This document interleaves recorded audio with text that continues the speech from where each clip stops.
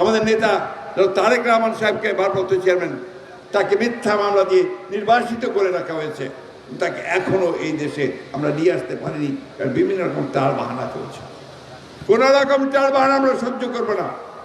আমি পরিষ্কার করে আজকে এই সভা থেকে বলতে চাই যে সমস্ত মামলা প্রত্যাহার করে অবিলম্বে জনাব তারেক রহমানকে দেশে ফিরিয়ে আনার ব্যবস্থা করা হোক। একই সঙ্গে যত মামলা আছে এই সরকার, আওয়ামী লীগ সরকার আমলে করা হয়েছে, আমাদের ছাত্র দল, যুব দল, স্বেচ্ছাসেবক দল সহ মূল দল সহ সমস্ত মামলাকে অবিলম্বে প্রত্যাহার করতে হবে। এটা দাবি, এটা এই দেশের জনগণের দাবি। আমাদের ছেলেরা আত্মত্যাগ করেছে, জীবন দিয়েছে, প্রাণ দিয়েছে, নেতারা জীবন দিয়েছে, প্রাণ দিয়েছে। আজকে সেই গণতন্ত্র প্রতিষ্ঠার জন্য তারা প্রাণগুলো দিয়েছে। সুতরাং তাদেরকে সম্মান দেখিয়ে এবং যাদের বিরুদ্ধে মিথ্যা মামলা হয়েছে সেই মামলাগুলোকে প্রত্যাহার করে